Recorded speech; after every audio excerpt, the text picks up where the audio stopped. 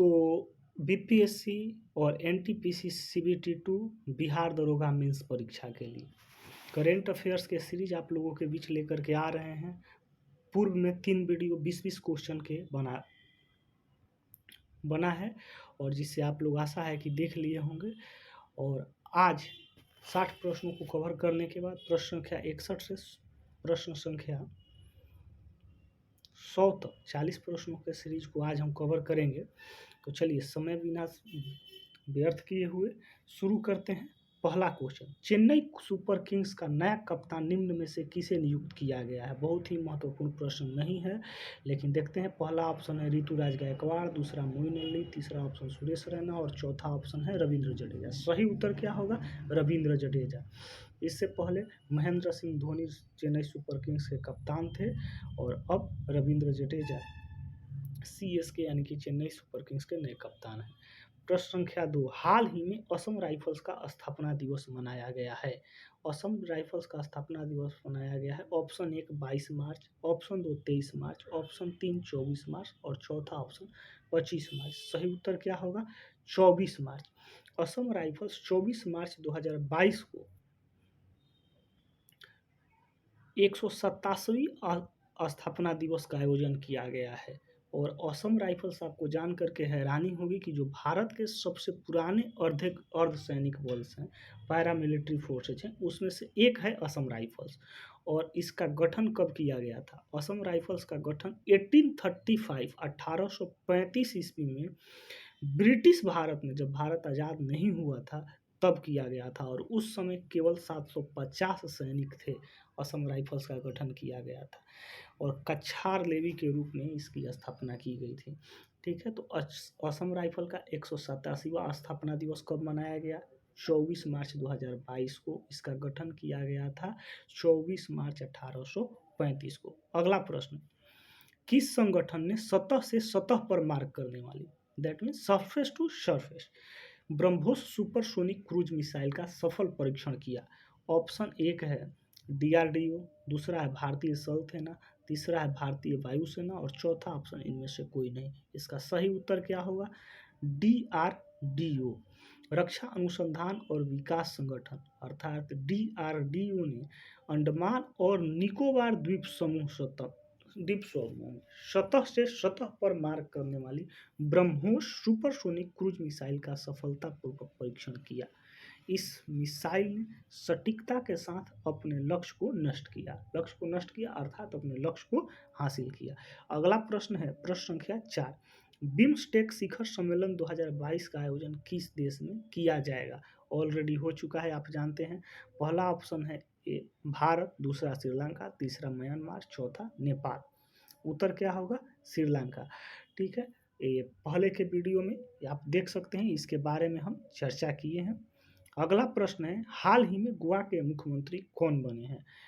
Option 1 है Pushkar Singh Dhami, option 2 है Pramod Sawant, option 3 है एन वीरेन सिंह और ऑप्शन 4 है इनमें से कोई नहीं। उत्तर क्या होगा? प्रमोद सावंत। गोवा के मुख्यमंत्री बने हैं प्रमोद सावंत। पुष्कर सिंह धामी उत्तराखंड के और एन वीरेन सिंह मणिपुर के। अगला प्रश्न पर चलते हैं, IQ एयर 2021 द्वारा जारी विश्व वायु गुणवत्ता रिपोर्ट में दुनिया की सबसे प्रदूषित राजधानी कौन बनी है? IQ एयर 2021 द्वारा जारी विश्व वायु गुणवत्ता रिपोर्ट में दुनिया की सबसे प्रदूषित राजधानी कौन बनी है? पहला ऑप्शन है ढाका, दूसरा ऑप्शन है इस्लामाबाद, तीसरा है बीजिंग और चौथा है नई दिल्ली। ढाका राजधानी है बांग्लादेश की, इस्लामाबाद पाकिस्तान की, बीजिंग चीन की और नई दिल्ली है भारत की। इसका सही उत्तर क्या होगा? नई दिल्ली। पूरे विश्व में बताया जा रहा है कि IQ एयर की 2021 की विश्व गुणवत्ता रिपोर्ट के अनुसार नई दिल्ली लगातार दूसरी बार यानी कि लगातार दूसरे वर्ष दुनिया के सबसे प्रदूषित राजधानी शहर का दर्जा दिया गया है। और नई दिल्ली के बाद दूसरे नंबर पर बांग्लादेश की राजधानी ढाका है, उसके बाद तीसरे नंबर पर चाड की राजधानी एनजमेना है, चौथे नंबर पर ताजिकिस्तान की राजधानी दुशांबे है और पाँचवें नंबर पर ओमान की राजधानी मस्कट है। तो इस तरह से आपको क्या होता है कि बीपीएससी जो प्रश्न पूछती है उसमें कूट का प्रयोग करके और प्रश्न पूछ दिया जाता है कि दुनिया के सबसे प्रदूषित राजधानी शहरों का क्रम क्या है। ऑप्शन 1 दे दिया मस्कट, ऑप्शन 2 दे दिया दिल्ली, ऑप्शन 3 दे दिया ढाका। इसलिए आप याद रखेंगे कि सबसे ज़्यादा नई दिल्ली नंबर 1 पर, नंबर 2 पर ढाका, नंबर 3 पर एन जमेना, नंबर 4 पर दुशांबे और नंबर 5 पर मस्कट। और इस बीच भिवाड़ी भारत का सबसे प्रदूषित शहर था। इसके बाद गाजियाबाद, दिल्ली और जौनपुर का स्थान रहा है। अगर पूर्व भारत में बात किया जाए तो वायु प्रदूषण के मामले में भिवाड़ी सबसे ज़्यादा प्रदूषित है। नंबर 2 पर गाजियाबाद है, नंबर 3 पर दिल्ली है और नंबर 4 पर जौनपुर।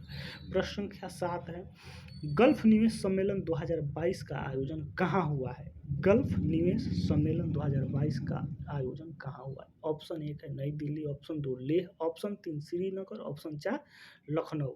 इसका सही उत्तर क्या होगा? श्रीनगर। जम्मू कश्मीर के श्रीनगर में गल्फ बिजनेस समिट आयोजित किया गया है। कहाँ पर? जम्मू नगर के श्रीनगर में गल्फ बिजनेस समिट आयोजित किया गया है। हांगकांग, संयुक्त अरब अमीरात और सऊदी अरब की कुल 33 कंपनियों के प्रतिनिधि जम्मू कश्मीर में निवेश के लिए बढ़ती स्थिति का आकलन करने के लिए कहाँ पहुँचे? श्रीनगर पहुँचे। और 22 मार्च को जम्मू और कश्मीर में विभिन्न क्षेत्रों में निवेश के अवसरों की खोज पर चर्चा करने के उद्देश्य क्या था कि जम्मू और कश्मीर में विभिन्न क्षेत्रों में निवेश के अवसर, और इस पर गल्फ समिट का आयोजन किया गया। कहाँ पर? याद रखेंगे, जम्मू कश्मीर में। बहुत ही महत्वपूर्ण प्रश्न है। अगला प्रश्न है जो कि बहुत महत्वपूर्ण प्रश्न है परीक्षा के दृष्टिकोण से। कार्बन न्यूट्रल खेती के तरीकों को शुरू करने वाला भारत का पहला राज्य कौन बना है? कार्बन न्यूट्रल खेती के तरीकों को शुरू करने वाला भारत का पहला राज्य कौन बना है? पहला ऑप्शन हिमाचल प्रदेश, दूसरा Gujarat, option number 3 Tamil Nadu, option number 4 Kerala. इसका सही उत्तर केरल होगा। और केरल देश का पहला राज्य बनने के लिए तैयार है जो चयनित स्थानों में कार्बन तटस्थ खेती के तरीके पेश करेगा, जिसके लिए सरकार ने 2022-23 के बजट में 6 करोड़ रुपए रखे हैं। पहले चरण में किसी भी भाग और आदिवासी क्षेत्रों के तहत 13 फार्मों में कार्बन न्यूट्रल खेती लागू की जाएगी। और अलुआ स्थित स्टेट सीड फार्म को कार्बन न्यूट्रल फॉर्म में बदलने के लिए कदम उठाए जा रहे हैं। कहाँ पर? अलुआ स्थित स्टेट सीड फार्म जो है उसको कार्बन न्यूट्रल फार्म में बदलने के लिए कदम उठाए जा रहे हैं। और दूसरे चरण में सभी 140 विधानसभा क्षेत्रों में मॉडल कार्बन न्यूट्रल फॉर्म विकसित किए जाएंगे। किस राज्य में? केरल में। अगला प्रश्न है, हाल ही में पद्म भूषण सम्मान पाने वाले पहला पैरा एथलीट कौन बने हैं? पैरा एथलीट जिनको कि पद्म भूषण मिला है, ठीक है। पहला ऑप्शन है प्रमोद भगत, दूसरा है भाविना पटेल, तीसरा है देवेंद्र झाझड़िया और चौथा है अवनी लेखरा। सही उत्तर क्या होगा? देवेंद्र झाझड़िया। देवेंद्र झाझड़िया पद्म भूषण पाने वाले पहले पैरा एथलीट बने हैं। और उन्होंने एथेंस और 2016 के रियो खेलों में, 2004 के पैरा ओलंपिक में स्वर्ण पदक और 2020 के टोक्यो पैरा ओलंपिक में रजत पदक सहित कई सारे पैरा ओलंपिक पदक जीते हैं। इनका क्या नाम है? देवेंद्र झाझड़िया। अगला प्रश्न है, हाल ही में उत्तर प्रदेश के मुख्यमंत्री कौन बने हैं? आप जानते हैं बिहार, ज़्यादा चर्चा करने की जरूरत नहीं है, योगी आदित्यनाथ उत्तर प्रदेश के नए मुख्यमंत्री बने हैं। अगला प्रश्न है, किस बैंक ने को ब्रांडेड क्रेडिट कार्ड के लिए IPL team Chennai super Kings के साथ साझेदारी की? ऑप्शन 1 है एसबीआई, ऑप्शन 2 है पीएनबी, ऑप्शन 3 है आईसीआईसीआई और ऑप्शन 4 है एचडीएफसी। इसका सही उत्तर क्या होगा? आईसीआईसीआई, ठीक है। आईसीआईसीआई बैंक ने को ब्रांडेड क्रेडिट कार्ड के लिए IPL team Chennai super Kings के साथ साझेदारी की है। अगला प्रश्न, हाल ही में नासा ने पृथ्वी के सौर मंडल के बाहर कितने नए ग्रहों की खोज की है? प्रश्न पूछ रहा है कि नासा ने पृथ्वी के सौर मंडल के बाहर, पृथ्वी के बाहर नहीं, पृथ्वी का सौर मंडल जो हमारा सोलर फैमिली है, उस सौर मंडल के बाहर कितने नए ग्रहों की खोज की है? पहला ऑप्शन है 60, दूसरा ऑप्शन है 63, तीसरा ऑप्शन है 64 और चौथा ऑप्शन है 65। तो सही उत्तर क्या होगा? 65। नासा ने पृथ्वी के सौर मंडल के बाहर 65 नए ग्रहों की खोज की है और इन 65 नए ग्रहों की खोज के बाद जो ये बाह्य ग्रह हैं, चूंकि हम लोग हमारे सौर परिवार में तो कुल 8 ग्रह हैं, तो ये बाह्य ग्रह कहलाते हैं। तो इनकी संख्या 5000 से अधिक हो गई है और इनमें जो खोजे गए हैं ग्रह, इसमें कुछ ग्रह पृथ्वी के समान भी हैं। खगोलविद का मानना है कि ऐसे मिल्की वे गैलेक्सी जो है उसमें ऐसे अरबों ग्रह हैं। ये तो 5000 का वर्क और 5000 से कुछ अधिक का पता चला, ऐसे अरबों ग्रह हैं, ऐसा खगोलविदों का मानना है। और अंतरिक्ष में इतनी सारी आकाश गंगाएं मौजूद हैं। अगला प्रश्न है, हाल ही में किस देश ने यूक्रेन के साथ जारी संघर्ष में पहली बार हाइपरसोनिक मिसाइल का इस्तेमाल किया है? हाइपरसोनिक मिसाइल का इस्तेमाल यूक्रेन के खिलाफ किस देश ने किया है? पहला ऑप्शन रूस, दूसरा बुल्गारिया, तीसरा अमेरिका और चौथा चीन। सही उत्तर क्या होगा? आप जान रहे हैं कि रूस और यूक्रेन के बीच लगभग 1 महीना से ज़्यादा समय हो चुका है और संघर्ष जारी है। तो हाल ही में रूस ने यूक्रेन के साथ जारी संघर्ष में पहली बार हाइपरसोनिक मिसाइल का प्रयोग किया है। हाइपरसोनिक मिसाइल एक हथियार प्रणाली है जो 5 मैक की गति या इससे अधिक गति से उड़ान भरती है। हाइपरसोनिक मिसाइल की गतिशीलता इसे एक बैलिस्टिक मिसाइल से अलग करती है क्योंकि यह बाद में बैलिस्टिक प्रक्षेप वक्र का अनुसरण करती है। कह रहा है कि हाइपरसोनिक मिसाइल की जो गतिशीलता है इसे बैलिस्टिक मिसाइल से अलग करती है।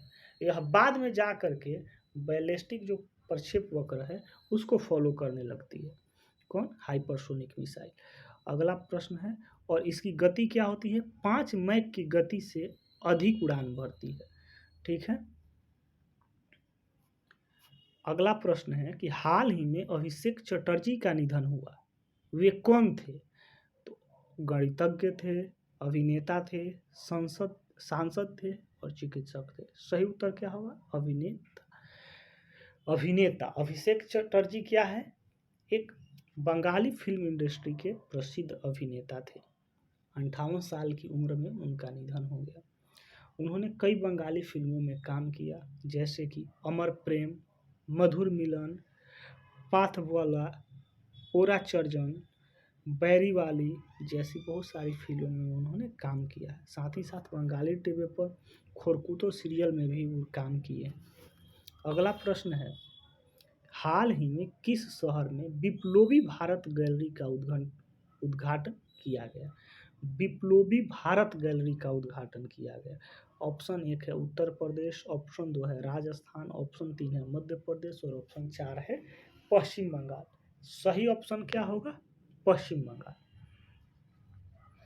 प्रधानमंत्री नरेंद्र मोदी के द्वारा शहीद दिवस के अवसर पर, शहीद दिवस कब मनाया जाता है आप जानते हैं? कमेंट करके बताएंगे। प्रधानमंत्री नरेंद्र मोदी ने शहीद दिवस के अवसर पर वीडियो कॉन्फ्रेंसिंग के जरिए कोलकाता के Victoria memorial hall Biplobi Bharat gallery का उद्घाटन किया। यह गैलरी स्वतंत्रता संग्राम में क्रांतिकारियों के योगदान और ब्रिटिश औपनिवेशिक शासन के प्रति उनके प्रतिरोध को प्रदर्शित करती है। बिप्लोबी भारत गैलरी जो है यह क्या प्रदर्शित कर रही है? तो यह गैलरी स्वतंत्रता संग्राम में जो हमारे क्रांतिकारी थे उनका क्या योगदान था और ब्रिटिश औपनिवेशिक शासन के प्रति उन्होंने किस तरह से प्रतिरोध किया, क्रांतिकारी आंदोलन का किस प्रकार से जन्म हुआ, क्रांतिकारी नेताओं के द्वारा किस तरह से संघों का गठन किया गया, आंदोलन का किस तरह से प्रसार किया गया और भारतीय राष्ट्रीय सेना का गठन किया गया किस प्रकार से, नौसेना विद्रोह का जो योगदान है, इन सब को प्रदर्शित करने के लिए कोलकाता के विक्टोरिया मेमोरियल हॉल में बिप्लोबी भारत गैलरी का उद्घाटन किया गया। अगला प्रश्न है, हाल ही में राष्ट्रीय ई विधान एप्लीकेशन, बहुत ही महत्वपूर्ण प्रश्न है, याद रखेंगे कि राष्ट्रीय ई विधान एप्लीकेशन एप्लीकेशन कार्यक्रम को लागू करने वाली पहली विधानसभा कौन सी बनी है? इसे नेवा कहा जा रहा है, नेशनल ई विधान एप्लीकेशन। और पहला ऑप्शन हिमाचल प्रदेश, दूसरा नागालैंड, तीसरा मणिपुर और चौथा उत्तराखंड। सही ऑप्शन क्या होगा? नागालैंड। नागालैंड पूरी तरह से यह पेपरलेस विधानसभा हो गया है। क्या है? नागालैंड की विधानसभा जो है वो पूरी तरह से पेपरलेस विधानसभा हो गई है। और नेवा प्रोग्राम को लागू करने वाली देश की पहली राज्य विधानसभा बनकर नागालैंड ने इतिहास रच दिया है। नेवा प्रोग्राम, नेशनल ई विधान एप्लीकेशन प्रोग्राम, भारत के संसदीय कार्य मंत्री प्रहलाद जोशी के नेतृत्व में चलाया जा रहा है। ठीक है। और नागालैंड विधानसभा सचिवालय ने चल रहे बजट सत्र के बीच 60 सदस्यों की विधानसभा में प्रत्येक टेबल पर एक टैबलेट या ई बुक संलग्न की है। अगला प्रश्न है, हाल ही में विश्व क्षय रोग दिवस कब मनाया गया? हाल ही में विश्व क्षय रोग दिवस कब मनाया गया? पहला ऑप्शन है 22 मार्च, दूसरा है 23 मार्च, तीसरा ऑप्शन 24 मार्च और चौथा ऑप्शन 21 मार्च। सही उत्तर होगा 24 मार्च। हर साल 24 मार्च को तपेदिक यानी कि टीबी की वैश्विक महामारी और बीमारी को खत्म करने के प्रयासों के बारे में जनता में जागरूकता पैदा करने के लिए विश्व क्षय रोग दिवस मनाया जाता है।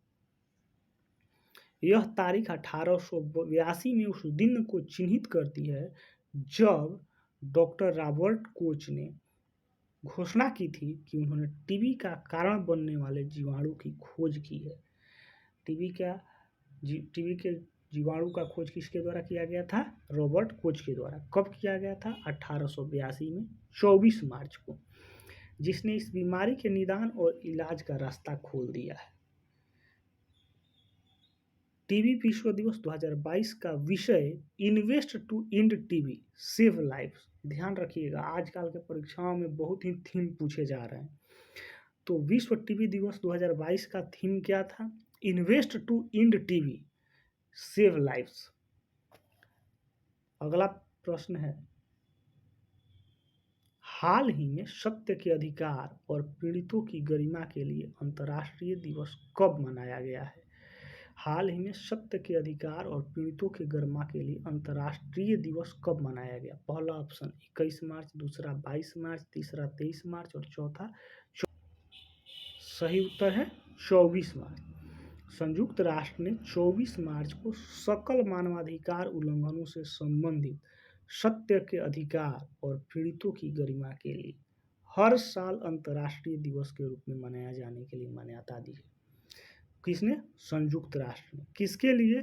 तो मानवाधिकार के उल्लंघन से संबंधित जो भी सत्य के लिए अधिकार हैं और पीड़ितों की गरिमा है, उसके लिए हर साल अंतर्राष्ट्रीय दिवस 24 मार्च को मनाया जाता है। इस दिन का उद्देश्य क्या है? इस दिन का उद्देश्य है वैसे लोगों को श्रद्धांजलि देना जिन्होंने सभी के लिए मानवाधिकार को बढ़ावा देने और उनकी रक्षा करने के संघर्षों में अपना जीवन समर्पित कर दिया है और अपनी जान गंवा दी। अगला प्रश्न है, निम्नलिखित में से किस स्थान पर विंग्स इंडिया 2022 का आयोजन किया गया? पहला ऑप्शन हैदराबाद, दूसरा जयपुर, तीसरा कच्छ और चौथा ऑप्शन लखनऊ है। सही उत्तर क्या होगा? हैदराबाद। विंग्स इंडिया 2022 का आयोजन हैदराबाद में किया गया है। नागरिक उड्डयन मंत्रालय और फिक्की संयुक्त रूप से, ठीक है। प्रश्न ये भी पूछ सकता है कि विंग्स इंडिया 2022 का आयोजन किसके द्वारा किया गया? ठीक है, तो नागरिक उड्डयन मंत्रालय और फिक्की के द्वारा संयुक्त रूप से किया गया।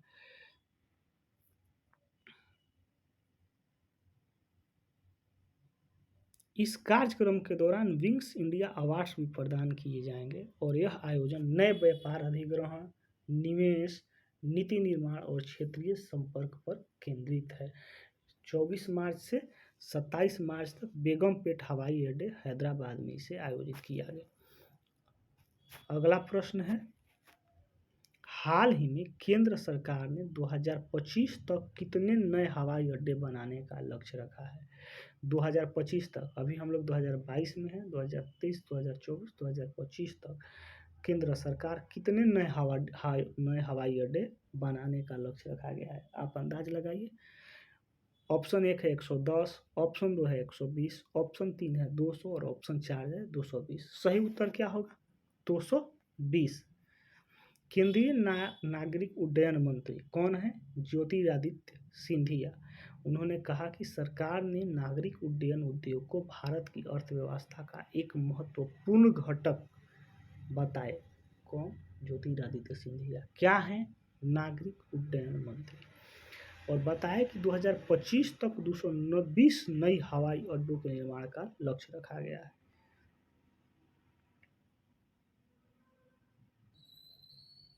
अगला प्रश्न है कि वर्ल्ड एयर क्वालिटी रिपोर्ट के अनुसार विश्व का सबसे प्रदूषित देश निम्न में से कौन है? वर्ल्ड एयर क्वालिटी रिपोर्ट के अनुसार विश्व का सबसे प्रदूषित देश कौन सा है? पहला ऑप्शन है भारत, दूसरा ऑप्शन बांग्लादेश, तीसरा ऑप्शन है आपको पाकिस्तान और चौथा ऑप्शन आपके लिए इराक है। सही उत्तर क्या होगा? बांग्लादेश। बांग्लादेश दुनिया के सबसे प्रदूषित शहरों में पहले पायदान पर है और यह दावा स्विस संगठन के IQ एयर सर्वे में किया गया है। किसके द्वारा?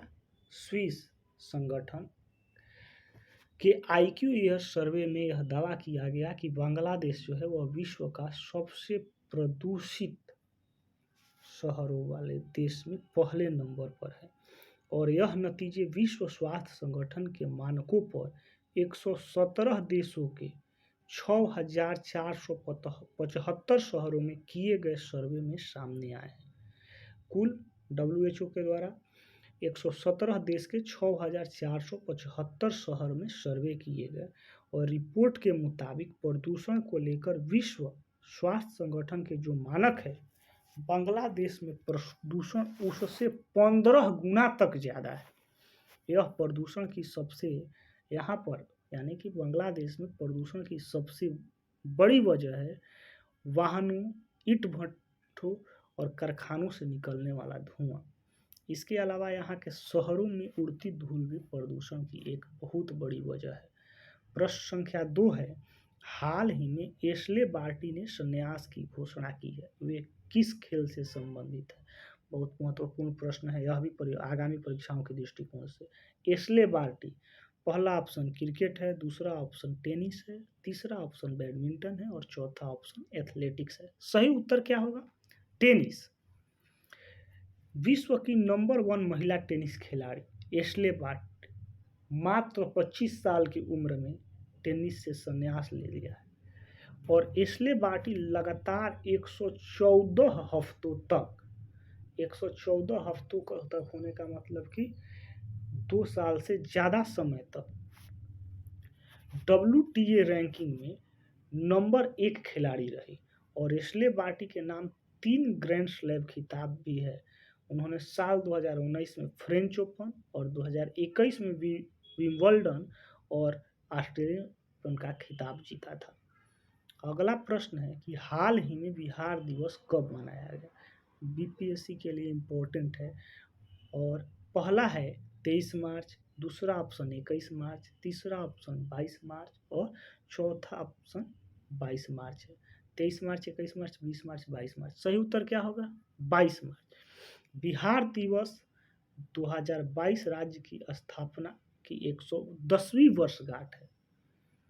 वार्षिक बिहार दिवस अब राज्य सरकार द्वारा आज उत्सवों तक सीमित नहीं है। पूरे देश और विदेशों में रहने वाले राज्य के नागरिकों ने इस अवसर को मनाना शुरू कर दिया। पहले क्या होता था कि जो राज्य का स्थापना दिवस है वह केवल सरकार के द्वारा मनाया जाता था, लेकिन अब बिहार राज्य के जो भी निवासी हैं, जहाँ पर रह रहा है, कोई अमेरिका में, कोई ब्रिटेन में, कोई स्विट्जरलैंड में और कोई बिहार के बाहर अपने देश में, कोई हैदराबाद में, कोई नई दिल्ली में, कोई बेंगलुरु, सभी लोग अब क्या कर रहे हैं कि इसे सेलिब्रेट कर रहे हैं बिहार दिवस को। और बिहार दिवस हर साल 22 मार्च को मनाया जाता है। बिहार दिवस 1912 ईस्वी में बंगाल प्रेसिडेंसी से बिहार को अलग करने वाले अंग्रेजों के याद में मनाया जाता है। पटना को नए प्रांत की राजधानी के रूप में नामित किया गया था और बिहार दिवस ने मूल रूप से मुख्यमंत्री नीतीश कुमार द्वारा राज्य की पहल की घोषणा है। अभी बिहार के मुख्यमंत्री कौन है? श्री नीतीश कुमार। और बिहार के राज्यपाल कौन है? श्री फागू चौहान। अगला प्रश्न है, हाल ही में उत्तराखंड के 11वें मुख्यमंत्री के रूप में किसने शपथ ली? आप जानते हैं, पुष्कर सिंह धामी। अगला प्रश्न है कि हाल ही में फिच रेटिंग्स ने वित्त वर्ष 2022-23 के विकास अनुमान को कितने प्रतिशत रहने का अनुमान लगाया है? फिच रेटिंग्स ने 2022-23 में पहला ऑप्शन है 9.2%, दूसरा ऑप्शन है 9%, तीसरा 8.5% और चौथा ऑप्शन है 8%। सही उत्तर क्या होगा? 8.5%। फिच रेटिंग्स ने अपने वैश्विक आर्थिक आउटलुक मार्च 2022 वित्त वर्ष 2022-23 के लिए भारत के सकल घरेलू उत्पाद के विकास के अनुमान को घटाकर 8.5% कर दिया है। पहले यह दर 10.3% अनुमानित थी। नीचे की ओर प्रक्षेपण, रूस यूक्रेन युद्ध के कारण ऊर्जा की कीमतों में तेजी से वृद्धि है और रेटिंग एजेंसी फिच ने चालू वित्त वर्ष 2021-22 के लिए जीडीपी वृद्धि अनुमान को 0.6% बढ़ाकर 8.6% कर दिया है। 2021-22 के लिए 8.1% निर्धारित था, जिसे बढ़ाकर 8.7% कर दिया गया है। और 2022-23 के लिए फिच रेटिंग्स के द्वारा जो अनुमान था जीडीपी का, वह 10.3% था, जिसे घटाकर 8.5% कर दिया गया है। अगला प्रश्न है, हाल ही में किस देश के पूर्व राष्ट्रपति शहाबुद्दीन अहमद का निधन हुआ है? शहाबुद्दीन अहमद का निधन हुआ है, वह किस देश के पूर्व राष्ट्रपति थे? पहला ऑप्शन थाईलैंड, दूसरा ऑप्शन बांग्लादेश, तीसरा ऑप्शन अफगानिस्तान और चौथा ऑप्शन ईरान। बांग्लादेश सही उत्तर है। बांग्लादेश के पूर्व राष्ट्रपति शहाबुद्दीन अहमद का 92 वर्ष की उम्र में बांग्लादेश की राजधानी ढाका में निधन हो गया।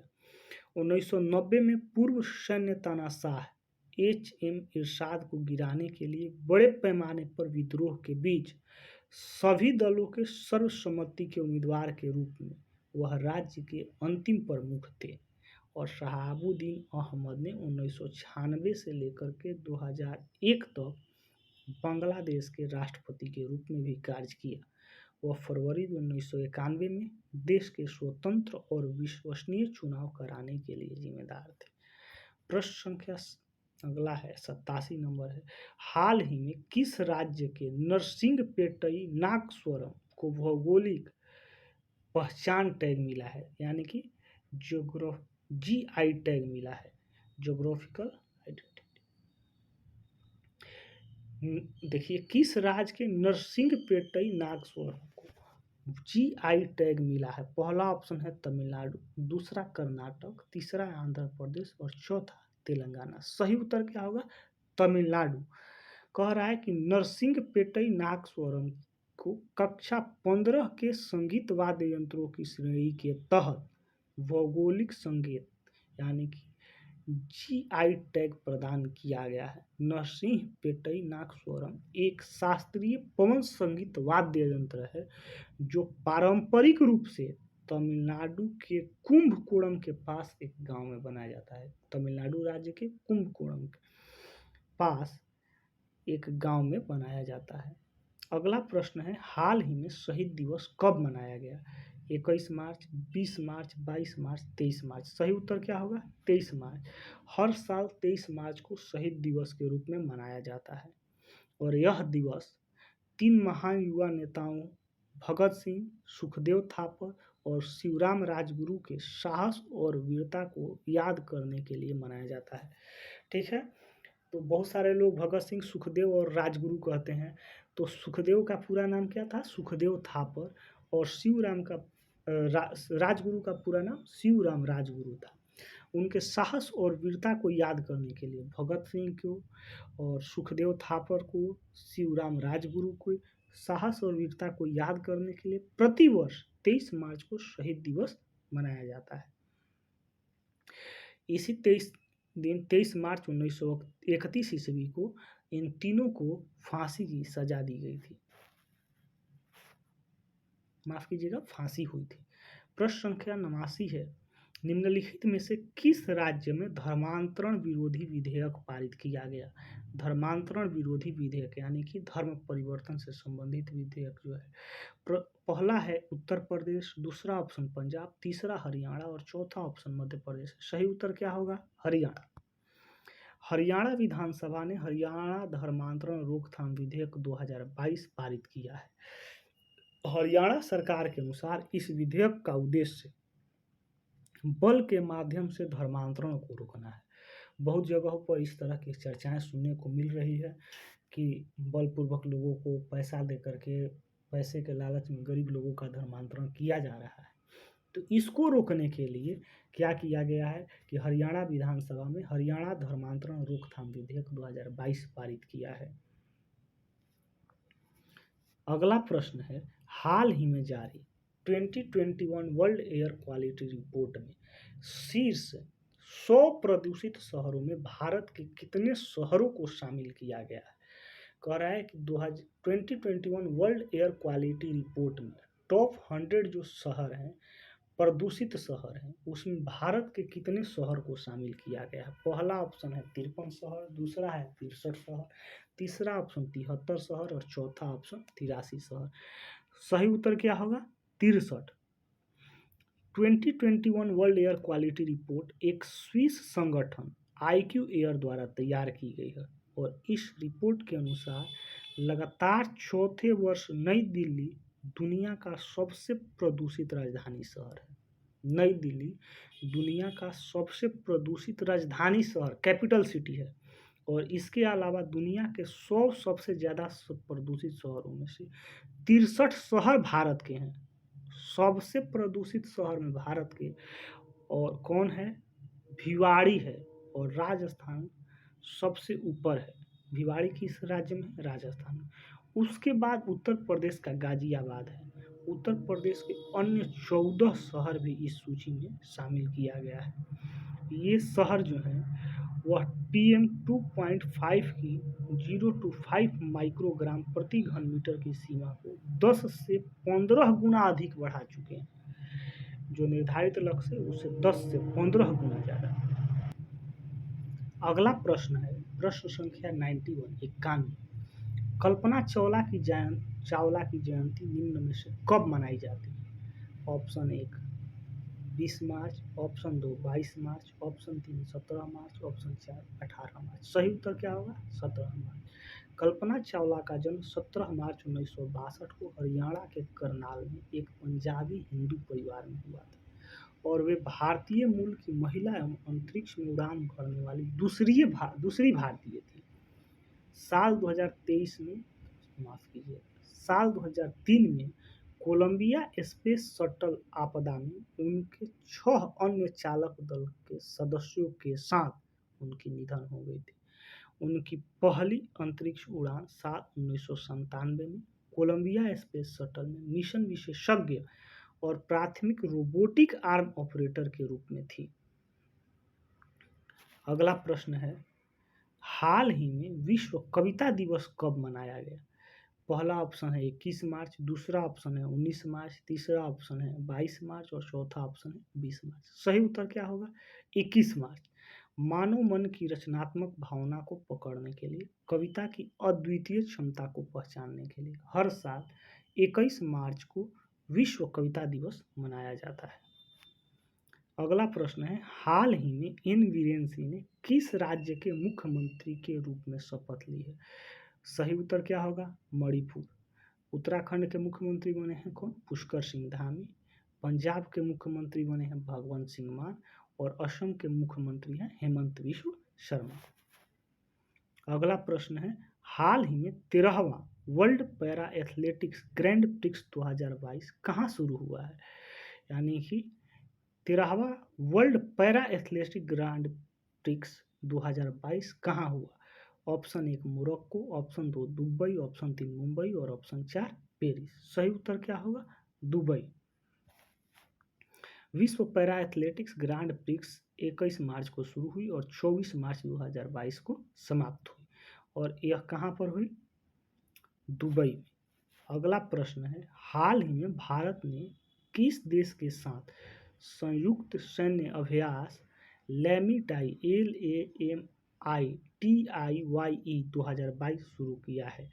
पहला ऑप्शन है मालदीव, दूसरा इंडोनेशिया, तीसरा मॉरिशस और चौथा सेशेल्स। सही उत्तर क्या होगा? सेशेल्स।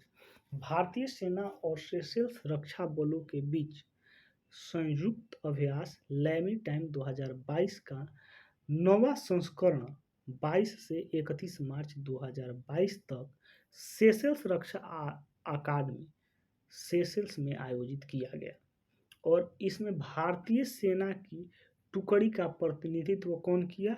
2/3 गोरखा राइफल समूह के द्वारा किया गया। अगला प्रश्न है, हाल ही में किस क्रिकेटर की आत्मकथा रिस्ट एश्योर्ड एक आत्मकथा लॉन्च हुई? तो आप लोग क्रिकेट की कमेंट्री सुनते होंगे तो बहुत बार सुनते होंगे कि बल्लेबाज ने कलाई का इस्तेमाल कर दिया है। तो कलाई का इस्तेमाल को प्रयोग के तौर पर, जैसे हेलीकॉप्टर शॉट को आप जानते हैं कि हम लोगों के देश में एक प्रयोग के तौर पर क्या किया गया, महेंद्र सिंह धोनी के द्वारा लाया गया।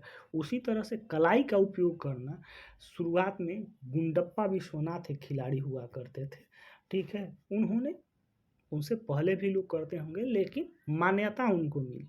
तो रिस्ट एश्योर्ड एक आत्मकथा जो लॉन्च हुई, ठीक है, वह किसकी आत्मकथा है? जी, पहला ऑप्शन है कपिल देव, दूसरा है सुनील गावस्कर, तीसरा GR विश्वनाथ और चौथा ज्वागल श्रीनाथ। तो सही उत्तर क्या होगा? GR विश्वनाथ। यह भारत के पूर्व क्रिकेट कप्तान थे, इनका नाम था GR विश्वनाथ, का पूरा नाम गुंडप्पा रंगनाथ विश्वनाथ है। और एक वरिष्ठ पत्रकार आर कौशिक और GR विश्वनाथ यानी गुंडप्पा रंगनाथ विश्वनाथ के दो लोगों के द्वारा मिल करके रिस्ट एश्योर्ड एन ऑटोबायोग्राफी अपनी कथा लिखी है। उनका सहयोग किया है आर कौशिक ने इसको लिखने में। और पुस्तक में गुंडप्पा विश्वनाथ की क्रिकेट यात्रा का पता चलता है। यह 1969 से लेकर 1986 तक भारत के लिए क्रिकेट खेले, टेस्ट क्रिकेट खेले और 91 मैच खेले, इसमें 6000 से ज़्यादा रन बनाए। और इस क्रिकेट का जो विमोचन किया, इस पुस्तक का, माफ़ कीजिएगा, रिस्ट एश्योर्ड एंड ऑटोबायोग्राफी पुस्तक का विमोचन कपिल देव और सुनील गावस्कर के द्वारा किया गया। हाल ही में किस राज्य में डोल उत्सव मनाया गया है? डोल उत्सव, पहला ऑप्शन बिहार है, दूसरा तमिलनाडु, तीसरा उत्तराखंड, चौथा पश्चिम बंगाल। सही उत्तर क्या होगा? पश्चिम बंगाल। पश्चिम बंगाल ने डोल उत्सव या डोल यात्रा रंगों का त्यौहार मनाया, जो बसंत के मौसम की शुरुआत का प्रतीक है। और यह त्यौहार जो है, यह भी प्रश्न पूछ सकता है कि डोल उत्सव त्यौहार किस देवता को समर्पित है? तो यह भगवान कृष्ण और राधा को समर्पित है और पूर्णिमा के दिन मनाया जाता है। यह बंगाली कैलेंडर के अनुसार वर्ष का अंतिम त्यौहार होता है।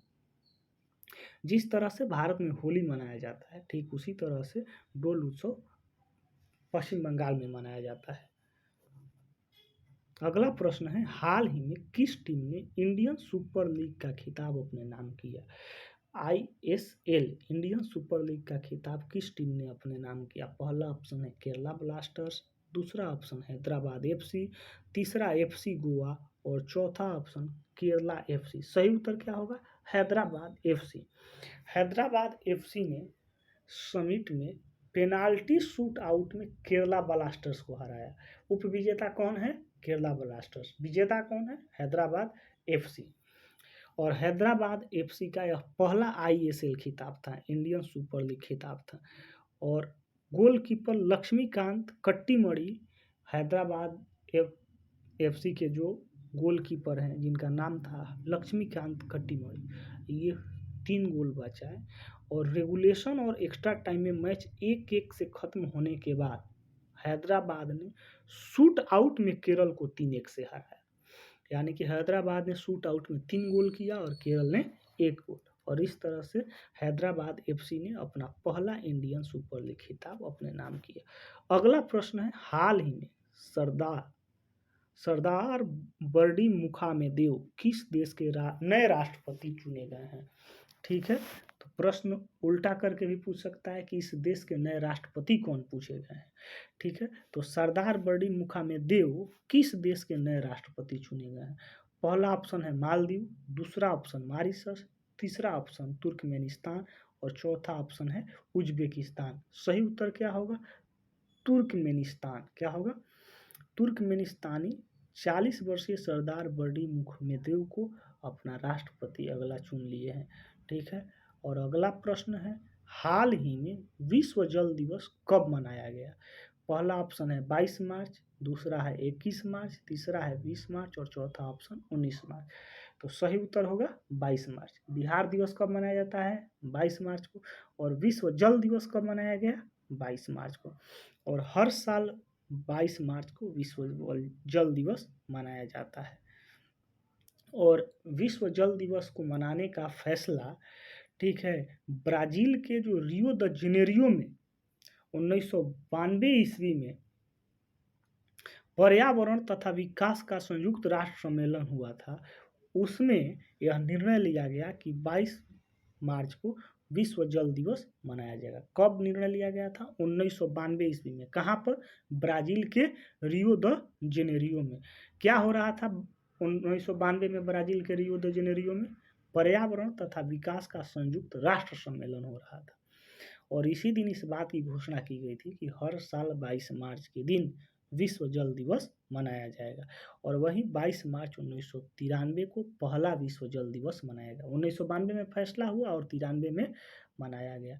और इसी प्रश्न के साथ आज के वीडियो को हम समाप्त करते हैं। फिर मिलेंगे अगले वीडियो में। तब तक के लिए धन्यवाद।